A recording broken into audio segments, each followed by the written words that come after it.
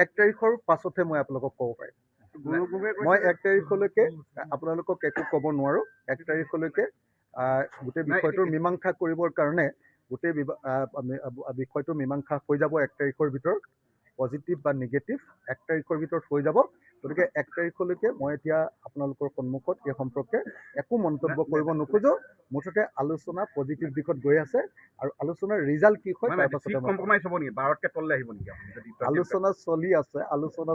ৰাজেন ঘৰে এইমাত্ৰ ক'লে যে কম্প্ৰমাইজ কৰিব লাগিব মই আলোচনা চলি আছে।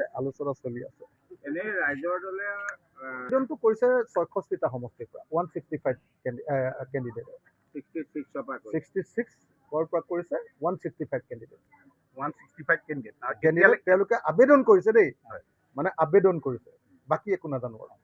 এতিয়া আপুনি এতিয়া লাষ্ট কৈ দিয়ক কেইটা বিচাৰিব এতিয়াও আপোনাৰ মানে আলোচনা মানে নহয়, আলোচনাত যিখিনি বিচাৰিবলগীয়া আছিলে সদায় মই কৈ আছো সেইখিনি ইতিমধ্যে জমা দি দিয়া হ'ল। এতিয়া গৈ একেবাৰে তলিলৈকে পাই গৈছে। গতিকে চববিলাক কথা চলি আছে খুব সুন্দৰভাৱে, খুব ধুনীয়াকে চলি আছে। চব দলৰ ভিতৰতে অলপ চলপতো সংঘাত লাগিবই ন, চব লাগিবই। গতিকে এই সম্পৰ্কে আৰু কোনো কথা ক'বলগীয়া নাই।